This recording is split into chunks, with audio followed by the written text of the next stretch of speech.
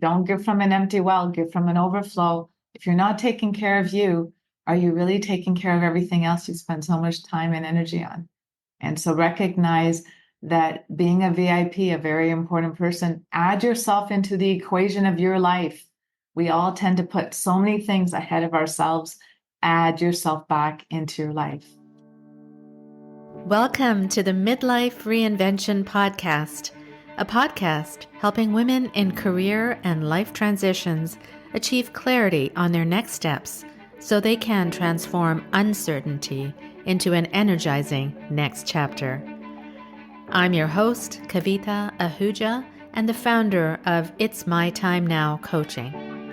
If you're wondering what's next in your career or life, you are in the right place.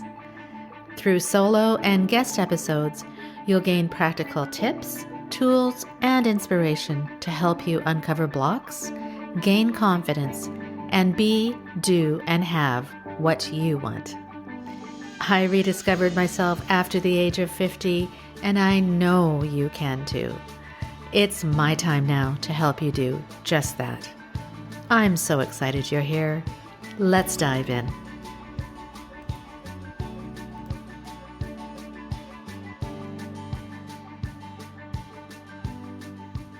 Are you wondering why you may be experiencing stress or burnout or overwhelm and anxiety in your career or life right now?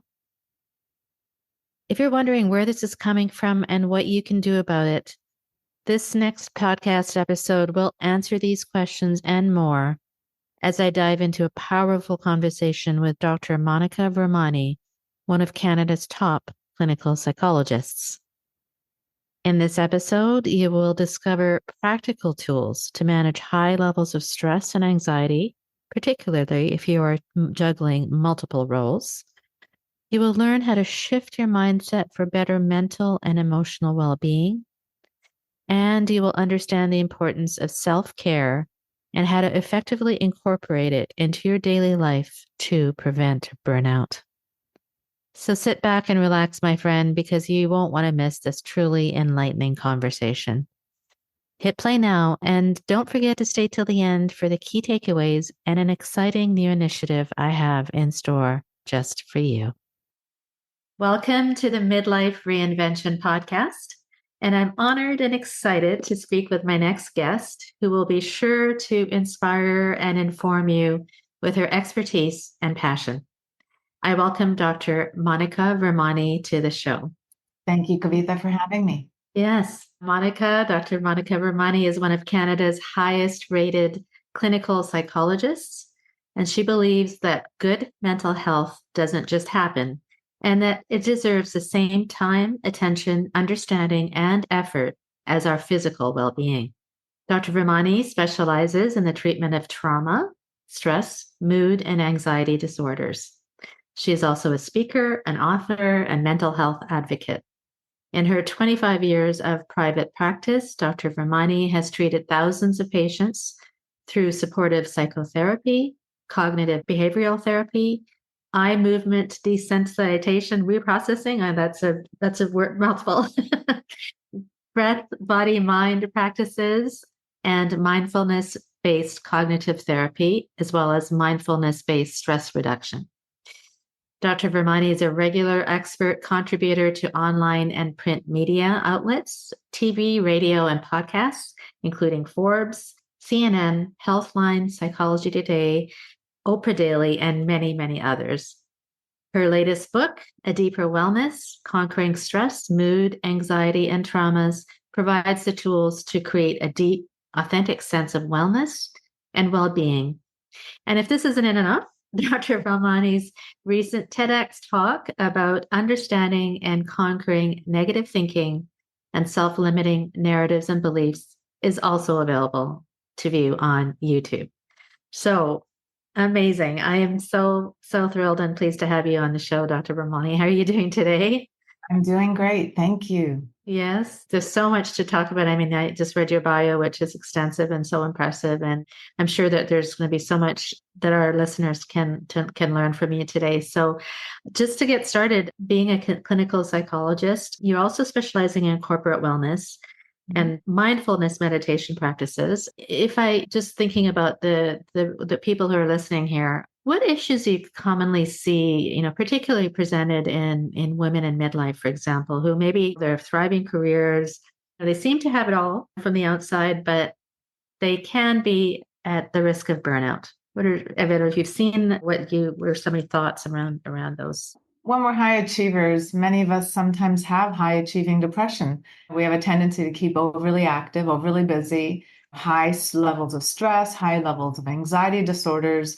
And we find ourselves, juggling a lot of balls in the air where we find ourselves overwhelmed by the amount that we take on. And then sometimes those perfectionistic standards of needing to do everything perfectly.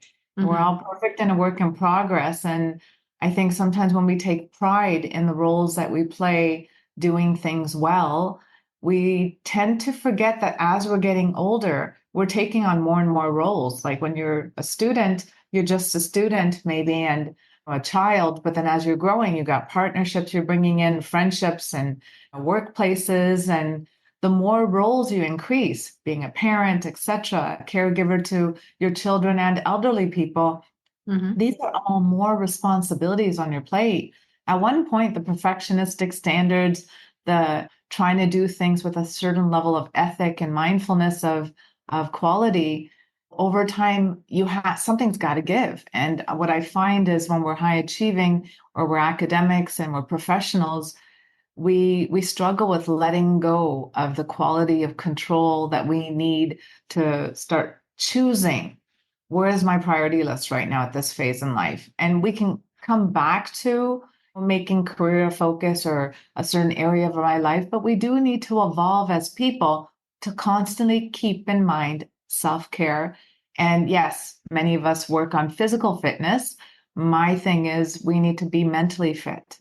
It's about Mm-hmm. us being mentally fit that gets us through doing every role that we choose to participate in to a quality of health versus a quality of quality.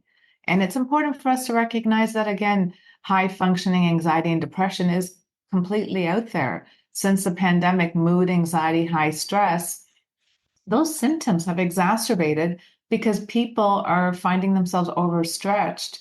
And even if physically you're not overstretched in the roles you do and the work you do, mentally we're feeling overstretched. We're feeling exhausted by constantly trying to keep up with that to-do list that never ends. And Mm-hmm. so I think as women, we're also trained culturally or through societal norms and patriarchal norms to carry family responsibility, buying the gifts for things, organizing plans, social events. So it's not just work, social intimacy, self-care that we're dealing with. We're also dealing with extended versions of community, bringing in people, taking care of our elderly as well as our children, looking at planning, meal planning, or scheduling external help that comes in to even help us. This is a lot of energy, a lot of time. And so when we're really good at multitasking, we're not very good at self-care then. Mm-hmm. Absolutely. Yeah, it's so true. And I see this in a lot of my clients too, is that especially as women, we're all, like you said, all the roles that we play, we want to be perfect or we want to strive for that perfection. And it's at a cost, like you said. And often we're looking after everyone else and our own self-care tends to come in at the end of it all. So that's why I say it's my time now, because it is our time now really to look after ourselves and to put that self-care in. And I'm so glad that that's what you focus on, because yes, especially after the pandemic, I'm sure you've seen more and more of this for high functioning women, especially, right? So I think it's important for yeah. us to recognize that symptoms have a place in our life to tell us that we're off kilter. And Hmm. so, all human behavior has a purpose and all human symptoms have a purpose. And symptoms are there to show you that you need to pay attention to bring yourself back to your sensor. And it's important for you to realize that all symptoms and suffering is a catalyst for change. And the change could be learning skills to bring on board to help you cope, learning new skills to bring on board to change narratives and thoughts and belief systems that you have that worked for you once, but is not working for you today. And you need to reconceptualize life. So we're constantly evolving. We need to constantly shift perspectives to correct and change. Hmm. And change is hard. To be human is to err, and we're creatures of habit, and we have a hard time sometimes accepting moments of weakness, and we sometimes personalize if we can't keep up with the workload. And Mm-hmm. so mood, anxiety, and stress has its place to teach you how to go back to yourself. And one of the quotes I love to live by is, don't give from an empty well, give from your overflow. And so take care of you before you take care of others. When you're in pain with symptoms, suffering, you spill over onto others. And when you're in a place of health, there's also ripple effect. And so you want a better world out there, including a better family unit or workplaces. Start with you. As Mm-hmm. you're in a healthier place, you're role modeling and mentoring and guiding people in your immediate circles as well as external circles. Hi, my friend. Kavita here. Do you often feel blocked from moving forward? We all feel that way at times. These are referred to as energy blocks. I've created a short, actionable PDF guide to help you release your negative energy blocks. Click the link in the description to download it now for free. Now, let's get back to the episode. Yes, I love that. Give from your overflow. That's really lovely. That's so important to remember. I'm going to remember that quote. Is it okay if I call you Monica? Yes. Okay.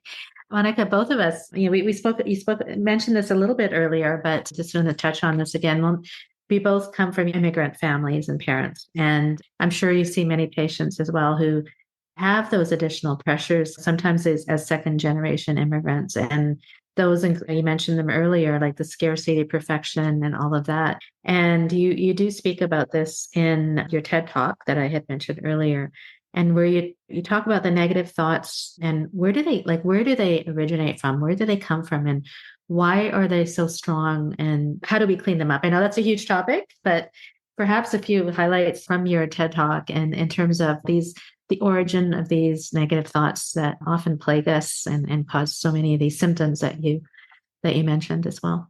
Thoughts are powerful things. Everything ever that has been created started with a thought. And good or bad thoughts, they shape your life.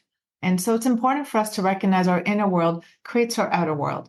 Motivation, drive, hopelessness, helplessness. These are all based with a thought that leads to your miserable symptoms of physiological or emotions, as well as your maladaptive behaviors that you play out in a lifestyle through habits, etc. So it's important for us to look at, how are my thoughts so powerful and where are they coming from? Well, step one, 0 to 10, you're not born in that world out there. You're born in a household. The way mom and dad love each other is love. The way mom and dad fight is conflict resolution. We learn a lot from our biological family unit. And so mom's a clean freak, cleaning's a value. Dad works a lot, work's a value. We take on narratives and belief systems of how to be successful in the world, initially from our biological unit. And then growing up, life is really just a series of experiences, and we label those experiences as either positive or negative. Anything we label as negative usually inconveniences us somehow. And so it's important for us to recognize that maybe a thought that motivated me as a child to go to school or work harder worked for me. And maybe my parents have set that standard because they had parents that were doing it. So we take on ancestral traumas, sometimes ancestral belief systems of education, of values of family values or religion, or sometimes even values of working hard. And so we sometimes take on scarcity issues about money, about how to manage money, relationships, men and women, how we need to be, how success looks like in our lives. And so it's important for us to pause and reflect and look at, okay, what did I come with into my family unit with? And then what are some life experiences that have shaped my thoughts to either perpetuate thoughts that my parents gave me or also challenge them? And so life is a series of experiences, but some of the failures, some of the heartbreaks, some of the disappointments that come from trying something and it not working out, we can personalize hardships that come with suffering. When you personalize it, it also alters your belief system and your narratives. So it's like a muscle. The more you reinforce a muscle, it grows. Mm-hmm. And so in life, as children, we're pretty innocent. We're pretty unconditional loving, and we're in a state of non-judgment. But then as we're growing, something goes wrong and you personalize it and you personalize it and you take it on. I'm not good. Mhm. I'm not smart enough. I'm not capable. I'm not able to manage that. I'm not as smart as this person. Comparison. We start looking at role modeling about anxiety, about forecasting worst case scenarios, catastrophizing, sometimes even being afraid of not having enough or doing well enough compared to our peers. These are many times thoughts that are perpetuated and reinforced by our parents, by society, by also where we grow up in our neighborhoods, our school systems, private school, public school, peers that we hang out with, or hardships we've gone through. Mhm. So thoughts come from so many different places. On a psychology front, we have schemas. Schemas are maps in your head of information that we acquire from a young age. Everything we do, we create a little bit of a schema on. I want to make dinner reservations. There's a little schema that goes step by step how to do that. The first time you do something, you are doing it step by step. And then once you're doing it over and over and over again, it's automatic pilot and it becomes a part of your belief system and the way you run. And so think about the first time you do anything. You slowly, strategically, even if it's driving somewhere, think about it and pay attention to do it step by step. But Mhm. once you enforce those steps over and over, it becomes an automatic pilot in your life. So thoughts sometimes feel very automatic, but it started with a step by step map called a schema that we Mhm. develop. And we have schemas about marriage, about relationships, about success, about failure, about being good enough, about Mhm. anxiety, how to manage, how to cope. And so life is always about altering, adding material into your schemas or taking materials out, revising, reconceptualizing, and getting to a place of pausing and reflecting. As I mentioned earlier in your first question, the more roles we take on as we're aging, we get busier and busier. And as we're busier, we don't pause and reflect to notice what thoughts are contributing to my success, to be my highest and best version of me, and what thoughts are deteriorating me, bringing me to a place of anxiety, depression, not feeling good enough, and constantly in a place of fear or low self love, where we're comparing ourselves to others on social media or personally, and Mhm. wondering if I'm up to par with other people at the same age bracket. Life's Mhm. not about comparison, but comparison has a place for your individual growth, Mhm. right? And to explain that more, many of us, and my second book or my next book will be on second generation and the impacts that we Yes. take on as people who are second generation from our parents, the scarcity, the money issues, the perfectionism, maybe the work ethics. Yes. And we take on two cultures and we struggle with it. And it's Yeah. important for us to look at the impact our parents bring through modeled behavior. It's also important for us to look at what do I hold on to as my own value system as an adult that maybe is not working for me as I enter new spheres of relationship or parenthood or grandparenthood or retirement. Mm-hmm. Yeah. I mean, thoughts become things, right? So I thought it's I was a really powerful thing. interested. Yeah, I was interested in the concept of schema, and I wonder, like, just a question. These schemas, like they're maps in our heads, but can we undo them? Like, can we undo them step by step? They build up step by step because you said when you're first driving and then it builds. But now that So, they've built in our minds, is there a way to undo them in a step by step way? so I'll Is bring that a strange question yeah. or is that Oh, no. It's a great question. I actually had somebody last night send me an email saying, how do I love myself? And okay, let's go backwards for a minute. As a child, you did love yourself once. Like at yeah. one point, as an innocent child, one reason why we love children is they're unconditionally loving. They look Hmm. in the mirror and they see awe about themselves. Wonder. Oh, There and is wonder, right? no Yes. Yes. scrutiny, there is no judgment, there is no Yeah. criticism going on at a certain age. And then we start growing to change the narrative of I'm perfect and absolutely in a great place of loving myself to now I'm not good enough. I'm not smart enough. I'm not capable. Hmm. I need mommy's approval or daddy's approval to feel good enough. Realize that we start learning conditions that we place on ourselves as standards. So, for example, I'm an eldest born, the first in the child in a household, all eyes are on them. And so, everything you do as a first child Mommy says, good girl. You feel like a good girl. External validating, internal. And that condition now turns into an addiction. I need mom's and dad's approval in order to feel approval of myself. I need people to like me for me to like myself. We start sometimes getting into cycles of external validating, internal. And secondly, some of this can be passed on from my parents. Like, for example, I love this quote, being well adjusted to a sick society is unhealthy.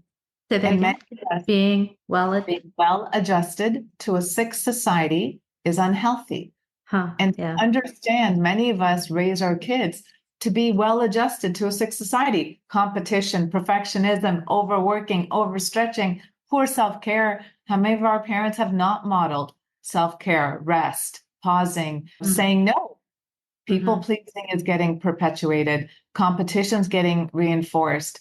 Needing to overwork in order to accomplish and succeed in life. These are what's being passed on. And that's a sick society, because that's not putting you in a place of health and well-being. It's putting you in a place of depletion, mood and anxiety, and high stress is a symptom of that. And so it's important for us to sometimes recognize we're trying so hard to fit in and compete to be like at the top tiers, but at what cost? If I'm a VIP in my life, I'm a very important person. Am I prioritizing me? Secondly, on a greater scheme of looking at the bigger picture, you literally take your first breath into the world alone and you take your last breath out alone. So it's an individual journey amongst a collective, meaning you're born into the world and then include yourself in a family, include yourself in society, bring yourself workplaces, bring in partners, take out partners, bring in friends, take out friends. But it's an individual journey. You're constantly learning through everything external to you how to be a better version of you. So there's a mirror. So when I say your inner world creates your outer world, like I think it's important for us to recognize it's about the thoughts. At one age, you were blank, living in the moment like all children do.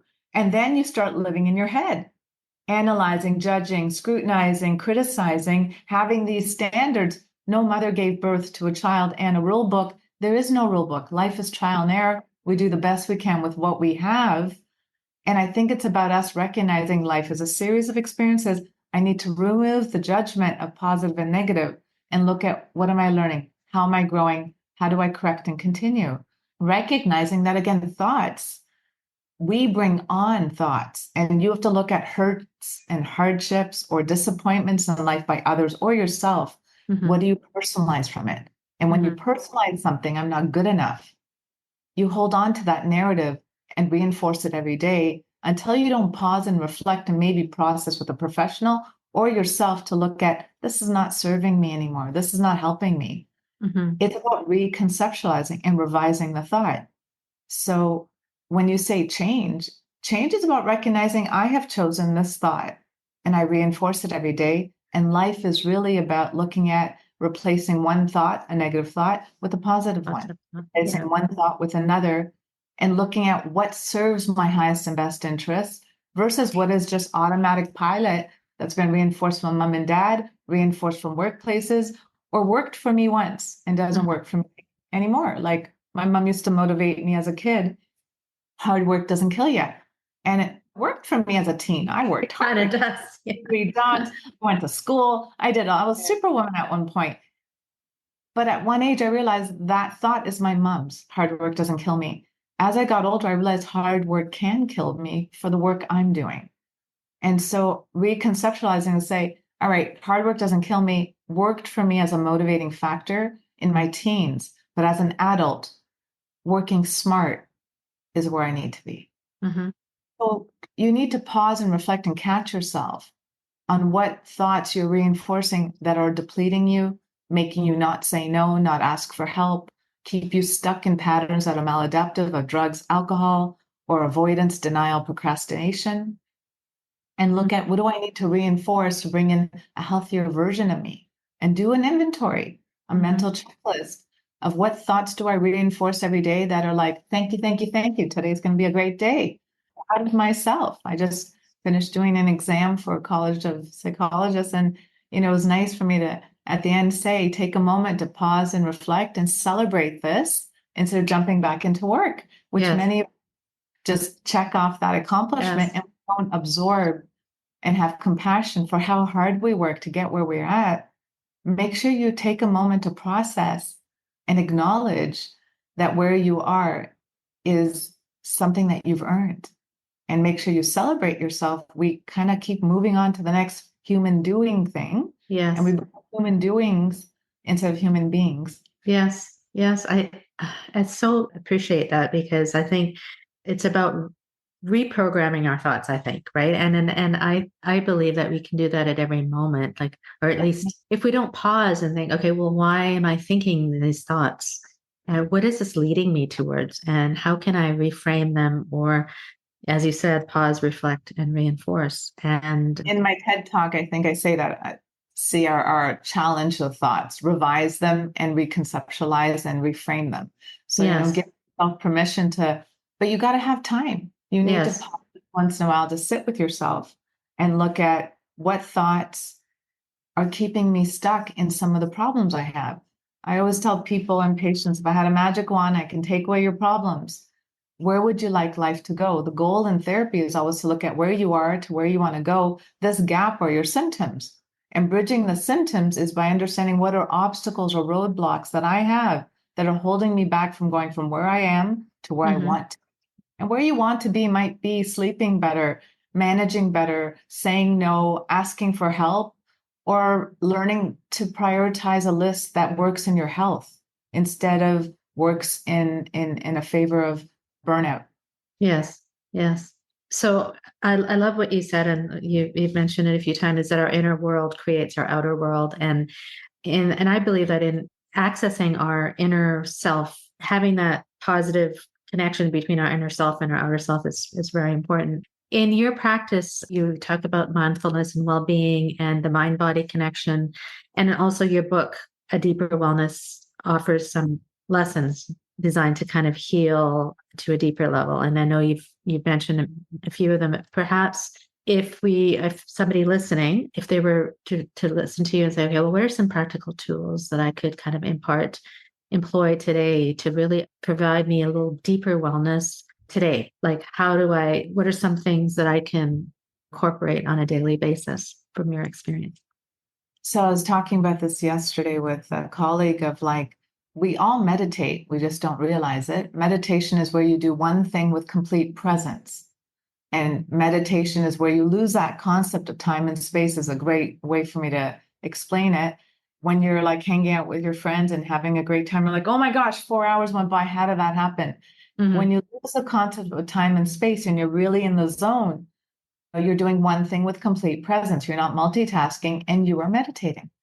Whether you're hanging out with your friends, doing a hobby or interest, I never thought maybe. of it that way. That's really interesting. Yes, yes. Sorry to So interrupt. Yeah. living in the Yeah. moment, living in the present moment is experiencing, doing, and acting, but you're doing one thing with complete presence and all your senses are involved, right? You're seeing, you're touching, you're hearing, and you're focused.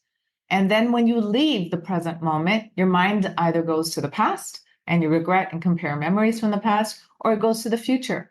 And the future is imagination, but we have a tendency to imagine worst case scenarios, catastrophize, forecast, worry about what if this happens, what if that happens. Again, future is imagination. You can imagine best case scenarios, but we're constantly worried or anxious about worst case scenarios because we want control. We want to be in a place of, if something goes wrong, can I handle it? And so fear is anxiety, and anxiety is self doubt. Can I handle the next bad thing that shows up in my life? And so these tools we talk about, well, number one is being grounded enough to be in the here and now. And so breathing, meditation, breathing is the one thing that goes moment to moment. So it's the fastest way to get you out of your head and into the moment. And pranayama, in translation from Sanskrit, is power over the mind using your breath. It's bringing you to just breathe and get you out of whatever your monkey brain is jumping around doing in your head to get you grounded into your body. Hmm. And so tools wise, during the pandemic, people had high anxiety, had lots of fear, self doubt, low self esteem, feeling out of sorts. And that's where the book and articles I wrote during the pandemic came from. I wrote them and I also recorded my voice reading them because I had chronic pain patients saying, my head's in a dark space and I just need something to give me a break from it. And so reading my articles out loud for people with chronic pain, they would listen to my voice and it would get them out of their head to just focus on perspective and replace maybe negative thoughts that were jumping in their head to looking at things in a different perspective. Mm-hmm. When you're in a negative state and you're not doing well, it's easy for negative thoughts to pop in that make you feel depleted, not good enough, not capable, not competent. But when you're in a good state of mind where you're managing stress well, then you can feel more capable, competent, hopeful, and have gratitude to see the good amongst the bad instead of getting stuck in an anxious negative loop. So the best way is going back to basics.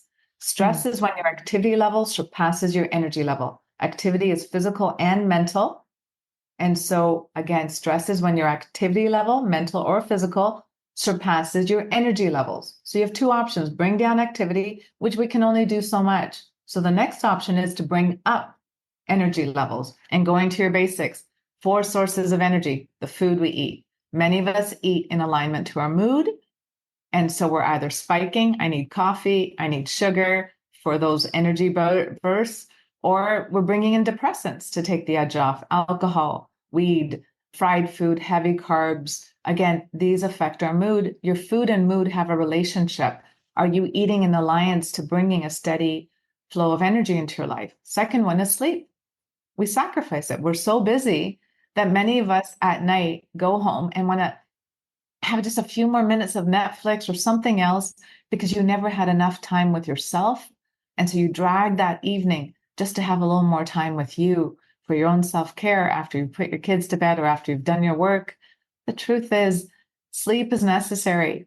8 hours work, 8 hours play, 8 hours sleep should be an ideal 24-hour day. 1/3 of your day is in sleep because you're repairing the wear and tear not only your nervous system goes through, but physiologically your muscles and your body goes through.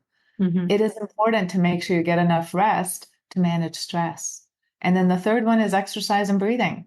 One reason why cardio feels great is when you're a child, you got belly breath coming in. And as you get older, short and shallow breaths come in.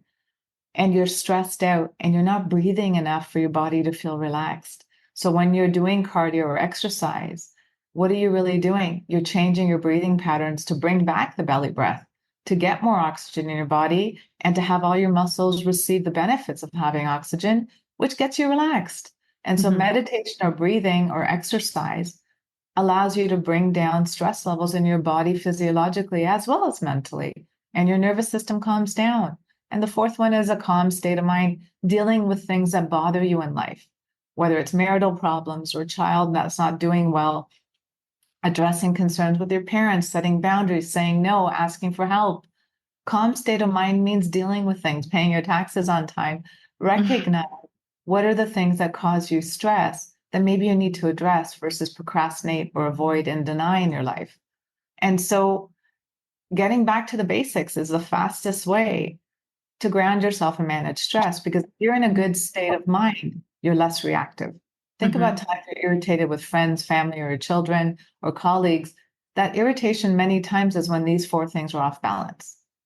And so when you're in a good state, you have more patience to pause and reflect and respond versus react in irritation, frustration, or personalized thing. So the best way is like bring down the basics and then add in tools when you have the time, such as like a deeper wellness is about working on wherever you're at, bringing in tools to work on guilt, shame, blame. We all want to be seen, heard, and valued. Are you making people that are loved ones feel seen, heard, and valued? Are you working on your own betterment to ask for things that you need? How do you delegate? What's your priority list? Are you living life in accordance to self-care and self-love so that when you're in a place of health, you're also modeling that for your children and your loved ones around you? Or are you reactive and in a place of emotional debris where you're spilling over onto people with pain? So tools, yeah, meditation, breathing, cognitive behavioral therapy is looking at thoughts and how they shape your moods and your behaviors. And CBT is something many therapists do, but we can do a little bit of that ourselves. A therapist just pushes you a little bit further to catch blind spots or your shadow self, if you want to call it. Yes. EMDR is eye movement desensitization reprocessing. That helps you go into your own memories to look at what memories did I personalize and alter my state of mind with.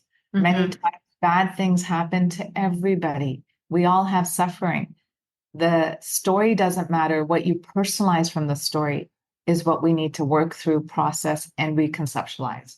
Mm-hmm. Many of us personalize things that have nothing to do with us, but we hold on to them like we're incapable. I'm a failure, not good enough. Breakups, for example. Yes. Sometimes we feel unworthy of love to move on after a breakup, or failure at an exam might make you personalize, I'm not smart enough. And that's not Yeah. true, because an isolated event is not a never-ending pattern.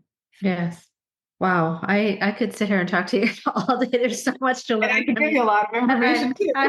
Yeah, I love that the stress that the activity level surpasses the energy level, and that's stress. And I love getting back to basics. So really, like, what gives you energy? Food, sleep, exercise, and breathing, and a calm state of mind. Like, I'm just kind of summarizing the main points, and that, if you really think about it, it just seems so logical. How do you get back into that positive energy state? And those are the main four things. And then in addition, obviously, to getting help professionally. But I think what those four things, and people, it seems natural, but people forget to It's do not these even, we things. just get into bad habits, right? Like pure Yeah. and simple. We end up sacrificing those four areas, and then we Hmm. get stuck in habits. Remember, like with fight, flight, and freeze, like if you're in danger, you're supposed to have fight or flight kick in, and then it's supposed to come down in nervous system for you to go back to normal. Many of Hmm. us push ourselves too far, meaning I'm going to finish school and then I'm going to take a break and relax. And which means after you finish school, you should be bringing it back down to a healthy state of food, sleep, exercise. But what do we do instead? I finish school. Now I got to work. Now I got to get this job. Now I got to do this. Yeah. And we push this higher threshold of pain and suffering and sacrifice Yes. that we don't realize what normal is anymore. We don't realize what is healthy until you bring some time and attention. And as much as it sounds like common sense, oftentimes we probably grew up with self-sacrifice where we took something healthy and pushed the envelope, pushed the envelope, pushed the envelope, where Hmm. now you have a higher threshold of pain and suffering. And now Hmm. your body's used to this as a norm. And so reprogramming yourself to go back here is challenging. Hmm. And Hmm. sometimes that's where accountabilities buddies come in, bringing in resources or coaches or therapists to hold you accountable to goals that you're setting that you know are healthy, but don't feel healthy anymore because you've been so used to doing this for a long time. Yes. Yes. Yes. Absolutely. And they're also, I love that, because accountability, sometimes we don't know what we're doing. We just need somebody to hold the mirror up to us and say, yeah, you're doing this. So The just, mirroring everything. I love the mirror yeah. pump Yes. because you like something in someone, you have that trait. You Yes. don't like something in someone, they're not trying to piss you off. They're showing you something that you're working on, or you have that trait as well. Yeah. Right. Yes. That's so true. So, Monica, I just maybe, but just a little switch a little bit in terms of many of the women who may be listening to this podcast. They may be in a stage in life where they're looking for something a little bit more as they face their next chapter. Midlife, they're looking, okay, what's next? However, they're often blocked by their fears, like we talked about a little earlier. They're lacking confidence or self-esteem, and they don't really know how to take their next steps, or they don't believe that they can. Mhm. And so, what would you say, based on, because you yourself are such an accomplished woman, but when you I'm sure you deal with women also who are facing these challenges, what would you say are some tips or some advice that you can share to women who may be listening, is to kind of, in a way, get out of your own way and celebrate yourself, I guess, is what I would say, but maybe some tips from Great your experience. question. Yeah. So, the best thing I can say is your inner world creates your outer world, as we spoke of earlier. And if you can imagine it, you can achieve it. And so, one thing is taking a mental mindset of the things that hold you back from imagining better for yourself. Is it fears? Is it what mom and dad are going to say, what other people are going to say, lack of supports, lack of resources, lack of money? Do a mental mindset of an inventory of what are the thoughts that are roadblocks to me even being able to imagine. Because if you can imagine it, you can manifest it. If you can see for yourself a change, then the first step to treatment is awareness. and the awareness of where you want to be, if you can imagine it, see it, conceptualize it, even know how good it would feel to be at that place, well, that's half the battle right there. When you believe in yourself, you'll manifest it. And sometimes it's that thought that you can do it that gives you the power and the confidence to take one step forward. But first, you got to imagine it. And many of us, unfortunately, if you're honest with yourselves, we imagine all the roadblocks. We imagine all the reasons why we can't, and we imagine worst case scenarios. But oftentimes, if you had a therapist challenge those worst case scenarios, we call those cognitive distortions in psychology. Cognitive distortions are distorted ways of seeing reality. And many times we hold on to fears that we know cognitively don't make sense, but we hold on to them like they make sense. I ask people sometimes, what's your worst case scenario? If this doesn't work out, what's your worst case scenario? And they're like, I get another job. I'm like, okay, so is that bad? Or even what's your best case scenario, right? Yeah. And they're like, no, that doesn't sound so bad. But in my head, I feel like, what if I don't get a job? What if I don't get supported? What if the next job is so bad that it ruins my mental health and I go down the drain? Well, this anxious loop and negative spiral is called catastrophizing. If this happens, then this is going to happen. This happens, and that's going to happen. We can also pause and reflect at any one of those points of things slipping downwards to your demise, if you want to call it, to realize that I have skills to get me through. Life only gives me what I can handle. All right. And it's interesting. Many of us are at an age bracket. The first half is time to live. The second half is time left to live. When you're in the second half of life, you're looking at all the things that you made excuses and sacrificed that didn't bring you to a place of joy and gratitude. And now you're trying to look at, okay, how do I bring fulfillment and joy into my life? This time left to live is also where sometimes responsibilities are heavier. You got caregiver of children and elderly parents, and you're in that sandwich generation. It's important for us to start recognizing, what have I sacrificed making excuses for, that today I need to take actionable steps to take charge to better my life? What are excuses I make or cognitive distortions I give a lot of belief and power to that don't make sense for my life? Many times our worst case scenario is we just correct and continue. Instead, we have this doom, gloom, sense of dread that something really bad is going to happen.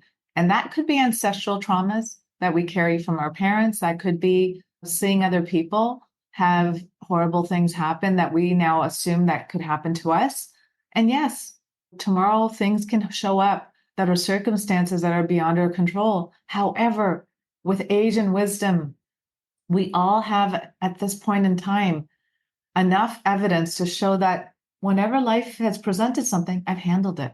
Might have not handled it with poise, elegance, and grace, but I've handled it. That should reinforce, good or bad, bring it on. Life only gives me what I can handle. When you're in that state of neutrality, you're in a state of power. Many of us have this level of like, I don't want this to happen. None of us do. I prefer good things always in my life too, but good or bad, bring it on. Life only gives me what I can handle. That makes me in a state of neutrality. Things work out for me, bonus, I celebrate it and I praise myself. Things don't work out for me, I correct and continue, bring in resources and tools or people to learn from and try to correct and continue. We do the best we can with what we know. Nobody came out into this world from birth knowing it all. We're constantly learning, constantly growing. And please realize we don't need to do it alone. This podcast is about increasing knowledge. What you had from the beginning of the session to the end increases knowledge that we're learning from each other. When I realize, when I meet somebody that I judge as lesser than me, I realize I grew from this point. And when I see somebody better than me, I can acquire the skill and become it. That's really what comparison's about. But many of us with mood and anxiety and other issues, we might be hard on ourselves looking at people who are doing better versus trying to learn how to become it. Yes. The journey is an individual journey amongst a collective. I want you to fall in love with you and your journey to become a better version of you. And whenever you wobble, alcohol, drugs, procrastination, avoidance, denial, problems in life, correct and continue and give yourself compassion that, yeah, life comes with suffering for everybody. The level of suffering and the degree and the severity of symptoms that come with suffering depends on your coping skills and also your perspective on, am I going to correct and continue, or am I going to stay stuck in this and hold on to it and allow it to bring me to a negative spiral? Mm. So good. So good. I made some points so that some of the things, if I could just, that really got me is that imagine it. And I think the first step is imagine what you want in your life. And that I do something called the inner mentor visualization, which is, I'm sure that's part of your thing. It says you can visualize yourself in 20 years or in 10 years and feel it and really believe that you can achieve it, then you can, right? So And that one many thing. people can't. So many And people. if you don't, and you can't, then you can't. And then the cognitive distortions. And then I love this: good or bad, bring it on. And that state of neutrality, that's so important. And then And just gratitude. give yourself Gratitude. compassion and gratitude. Yeah. Yeah. Look at how far you've come, regardless of where you are in life. Yeah. Kind of take a pause and reflect to say, good job, Monica. Look at how far you've come to Hmm. be where you're at. You might not be where you hope to be tomorrow, but there's a learning curve here and Yeah. now, all is well. Here and now, I've grown. And in other areas, I might have wobbled, but that's okay. Yeah. Like, it's okay. It's It's so human to interesting. Yeah. share. Especially for women, like when we've done so much, we've experienced so much, we've accumulated so much knowledge and we don't celebrate it. We don't acknowledge we don't even acknowledge, let alone celebrate it. So I think that's a really first step or a really important step. So those are wonderful points and tools that we can bring in and into our lives every day. And I'm sure that everyone's listening is like taking it and taking notes. I'm sure like I have been. So thank you so much. So tell me what else is going on and what's next for you. I know that you said you have another book in the works and Yeah. anything else. Please tell us about your practice, anything that you'd like the listeners So I have a to. private practice, and during the pandemic, it got quite overwhelming of a demand for people to need more resources. And there's a lot of people who can't afford time or money to go to therapy. So I have a podcast of like articles and a database of articles where I've read them out loud as well as written them with actionable steps to change for 2.5, 3 years. So if you go on to that, you can find articles related to mood, anxiety, social anxiety, generalized anxiety, how to work through panic disorder, how to work through guilt, shame, blame, how to work on setting boundaries and self-care and compassion. Wonderful content from just what I see people struggle with.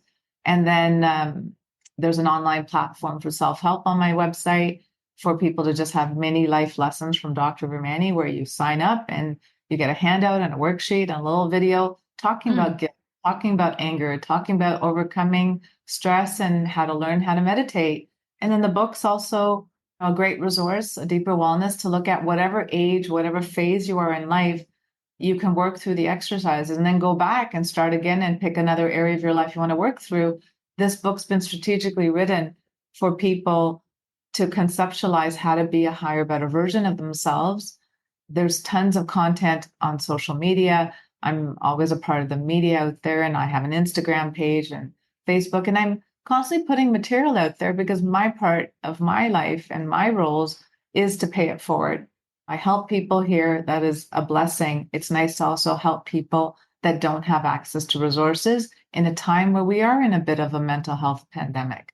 yes. Yes. So my book's available on Amazon. There's tons of free content on my website. I do corporate wellness because a lot of my executive patients wanted me to come into the workplaces and work on bringing health into a toxic environment or to Hmm. bring in healthy communication when after the pandemic, a lot of people had rifts or irritation or frustration or social anxiety showing up at the workplace where they felt awkward to ask for help. Hmm. It's nice for us to work on ourselves so we're also better for the teams that we work in or the workplaces that we contribute in. Hmm. And with corporate wellness, I uniquely offer something called office hours. I do lunch and learn talks or keynote speaking. And then I do these office hours where people anonymously sign up an hour to learn how to use their benefits. What can they do to understand what resources they need? As a doctor, I know how to assess and clinically diagnose, but I can tell you what professionals you need to reach out to get that for yourself so that you can work through symptoms that you're catching about yourself, whether it's ADD or it's an anxiety disorder, it's depression. it's nice for people to know, who do I go to? Because it can be overwhelming. And Overwhelming. Dr. Google on Google is not Mhm. always very guiding. It gives us Yes. some information. It doesn't help us take the right steps to say, how do I start? Right? And so corporate wellness is a new thing. And since the TED Talk, there's been more keynote speaking and lots of work out there. But the goal is to empower the masses with Mhm. health and well-being, and being physically fit is a big priority for many. But I think our journey right now is to reinforce mental fitness. And with everything that you do, I mean, I think it's amazing that you have these resources that are available to people who can, as you said, afford it. So your website is? drmonicavermani.com. Okay. So encourage everyone who's listening to please go on there. If the wealth of information that you provide for free, as you said, a wealth, empower wellness and health, mental fitness to And the I'll send you masses. social media links that you can. Yes, we'll have them in our show notes as well. And thank you so much for all the wisdom that you've shared with us today, and the tips as well, the practical tips that you've offered for anyone who has. I believe that mental fitness is as important as physical fitness. So I think you've shared your pearls of wisdom, and I really, really appreciate you being here on the show today. And reinforcement for everybody. Don't give from an empty well, give from an overflow. If you're not taking care of you, are you really taking care of everything else you spend so much time and energy on? And so recognize that being a VIP, a very important person, add yourself into the equation of your life. We all tend to put so many things ahead of ourselves. Add yourself back into your life. Couldn't say it better myself. Mic drop there. Thank you so much, Dr. Ramani. Thank Appreciate you. it.